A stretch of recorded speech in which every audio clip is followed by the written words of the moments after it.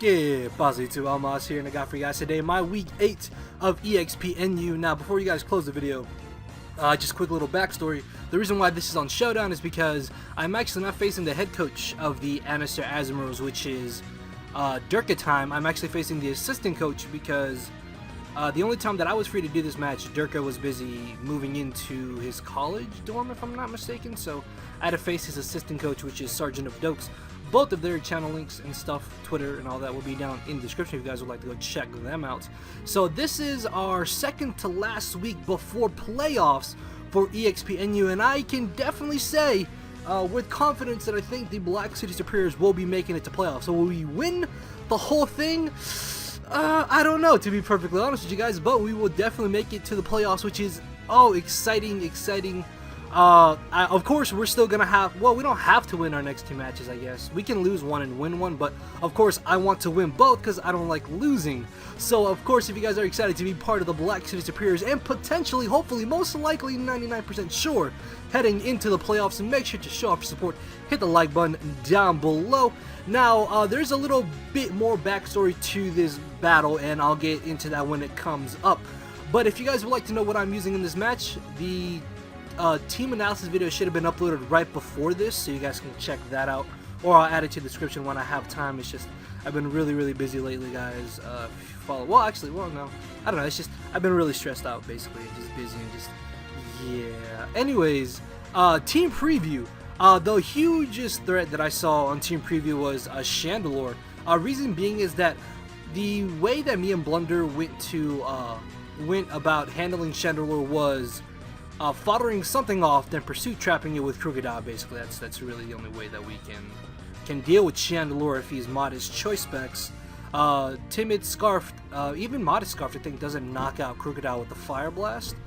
We did set all our mons to level 50, of course, so that is going to come into play in this match, so we didn't have to fix EVs or anything. Unaware Calm Mind Clefable was another huge threat that we were really concerned about, so going into the match, I really had to watch out for Clefable, Chandelure, and Slowbro, just because Slowbro, if it was Spadef bulky with Iron Defense, Calm Mind, Rest, and Scald or whatever, really would have put a dent in our team as well.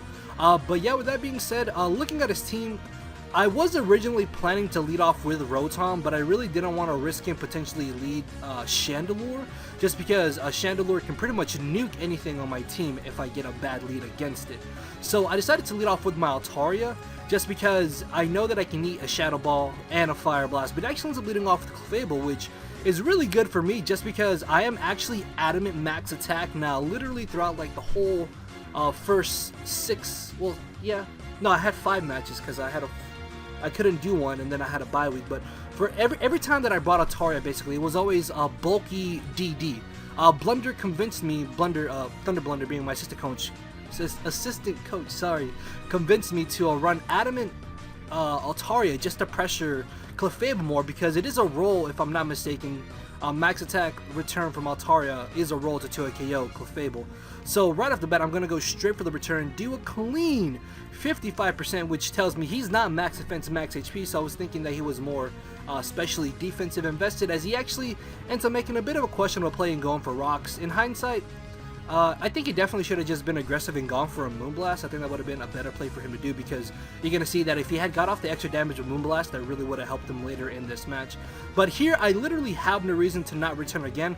I have no reason to Dragon Dance either, because he most likely is unaware. As he switches into the Chandelure, I'm going to do a clean 47%. Now this right here, this is probably, for me, the most frustrating part of this battle, for 2 reasons. First off, Doakes and I actually battled right before this, and it turns out that his Chandelure was at level 100. So when he switched in Chandelure on my Altaria, return only did about 20%. And of course, I'm so used to playing level 100 on Showdown, I didn't see the level 50 cap. So I'm thinking, okay, he's level 50, he only took 20% from a crit return. So I'm thinking, okay, he may be like max HP, max defense or something, a more defensive Chandelure than offensive. So I'm thinking, okay, just bring in Crocodile, I died Fire Blast, and then I bring in Rotom, he outspeeds me, then he's like, oh wait, I'm level 100, let's just redo moves. So we did the first 2 turns again. But, see, this is the frustrating part for me, is I literally had no reason to switch.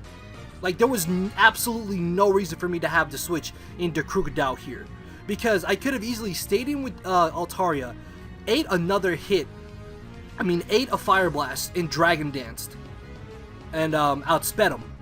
But as you're gonna see, he's Scarfed.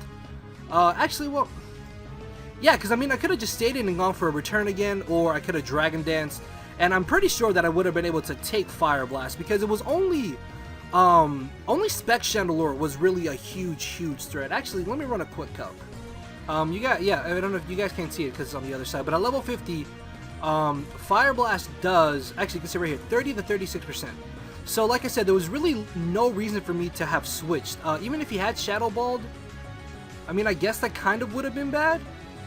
But then he would have risked me switching into my Krookodile and I could have trapped him. So, like I said, there was literally no reason for me to switch out. But because the mistake was made of him leaving Chandelure at 100 and me switching into Krookodile originally, I pretty much had to switch, and then I lose my Krookodile. But I do find out that he's Scarfed, which is some nice information because he's not going to be hitting as hard with Fire Blast. So this is what originally should have happened earlier in the match. I can just bring in Altaria and Dragon Dance, very confident in the fact that he's not going to switch right into Ditto, as he actually brings in Tornadus at +1. I do outspeed him, but because he does have Prankster, he's going to be able to get the rain up, as I'm going to be able to knock him out. I do get a crit. The crit does not matter because I'm adamant at +1, and he most likely was max special attack and speed. As he brings in Seismitoad, I was really debating here if I should switch into my Fortress or into my Cresselia, because Seismitoad was not something that me or Blunder actually really prepared for.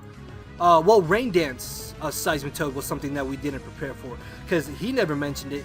It never crossed my mind, but yeah, Rain Dance Toad can actually put in a bit of work. Luckily though, Cresselia did have a lot of Spadef I think it has like 200 Spadef so I should be able to switch in and eat any 2 hits that he wants to go for in either Light Screen or Moonlight accordingly. And this is where the battle kind of gets unlucky for Doakes. So he's going to go for Sludge Wave, misses 1 Hydro Pump as I Light Screen. Okay, if he had hit the Hydro Pump, I still would have lived. I could have gotten Light Screen up. And I think that I still would have been able to go for Moonlight, although at that point I would have had to rely on him missing Hydro Pumps in order to keep Cresselia at as much HP as possible. Unfortunately though, Doakes does get really unlucky and he misses 4 Hydro Pumps. Now I don't necessarily believe that all the misses mattered, but the first 2, as long as he hit both of them, then one of them missing, both of them missing did matter, unless he had missed one of them, is what I'm trying to say, I think, if I'm not mistaken. But either way, my Cresselia is well trained, and I'm going to be able to pretty much dodge all his Hydro Pumps. If I was him, I'd be upset too. I'm not saying you shouldn't be.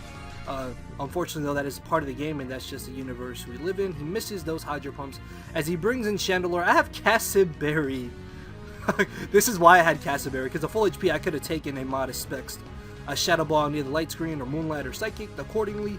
So after my Light Screen, I know that if I Moonlight, there's really no reason for me to do that because it can just knock me out with another one potentially. So I'm just going to go for Psychic, get off as much damage as I can as he brings in Altaria.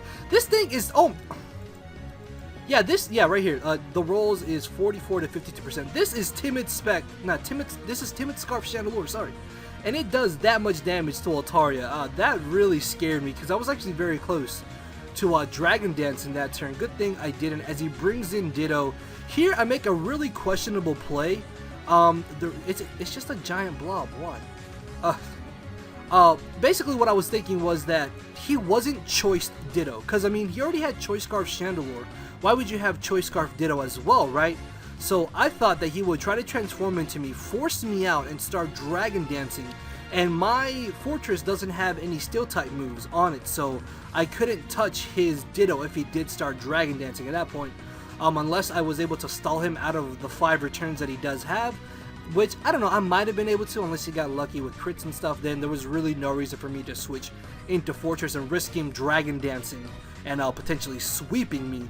So he knocks me out with the return. As I bring in my Fortress, I was really debating on whether or not I should either go for T-Spikes or Rapid Spin, because T-Spikes is really good for the last 3 Mons. Again, I'm very confident this is Unaware and not Magikarp, so if he had stayed in there, it could have been a very bad play on him. Actually, him even switching to Clefable could have been a bad play, because I could have just gone for the Gyro Ball, but I'm guessing he was predicting me to go for Rapid Spin or get up my own.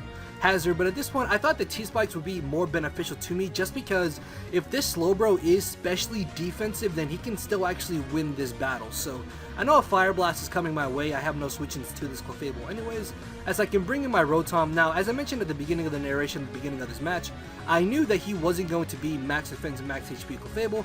It was more likely going to be a mixed or more specially defensive set. So I went with a worst case scenario in the damage calc, and I went max HP, max special defense, Calm Clefable, and it turns out that Specs Thunderbolt does not knock out Clefable, but Leaf Storm is a roll to knock him out, so I ultimately decided to go with Leaf Storm. In hindsight, I could have definitely gone with the Thunderbolt because he showed me his spread. He only had about 104 Spadef EVs with the Bold Nature, so I could have definitely locked myself into T-Bolt here. By Leaf Storming, I'm basically going to be forced to switch out next turn from this Slowbro and potentially give him a free Calm Mind, which is why I switched right into my, well, I had no other reason. I had no other Mon to switch into, but that's why I switched into Thundurus as opposed to staying in and going for another Leaf Storm. Plus, I couldn't knock him out anyways at -1 technically because of the specs, but he catches me off guard with the Ice Beam. Now, the fact that he has Ice Beam tells me one main thing is that he most likely is offensive, or he's just slack off Calm Mind with Ice Beam. I was more leaning towards him being offensive than being Calm Mind with Ice Beam, because there's really no reason for him to have Ice Beam outside of being offensive to hit me with, because even at +1, Ice Beam still does a decent amount of damage, but Psychic or Psyshock plus Calm Mind still just put in a number to my Mons anyways. So he knocks me out with the Ice Beam, and at this point I'm thinking, well, I don't know if I can actually win, because he's down to his last 3 Mons. Clefable's not knocked out, is it? No, it is knocked out. Okay, sorry, he's down to his last 2 Mons, which he can bring in Rotom, transform into me, but I didn't actually know that Ditto would get affected by the Toxic Spikes before he switched in. So because he Scarfed and I'm Specs, my T-Bolt is doing more damage to him, and after he got off this T-Bolt hit, he brought me into range where a Ice Beam from offensive Slowbro will be able to knock me out. So it all comes down to whether or not my Specs T-Bolt can knock out this Slowbro, and luckily for me it does, and I'm going to be able to pull out the very narrow 1-0 victory in the Black City Serperiors favors. And yeah, that was a really intense match. I mean, I guess I kind of feel bad about the Hydro Pump misses, but then again, it is part of the game, and this is a league, so you got to do what you got to do to win, so I'm not really that upset. But just, there's no way I can justify it, but I mean, I don't feel bad about it. You can say I'm an asshole if you want, but just, I don't know, man. I won. Black City Serperiors won. That's what happened at the end of the day. Hopefully you guys did enjoy the quick narration. If you did, then make sure to show off your support. Hit the like button down below. With that being said, guys, I will see you all most likely, I don't know, probably like mid next week, just because, again, I'm very busy right now. So yeah, hopefully you guys did enjoy. With that being said, later, buddy.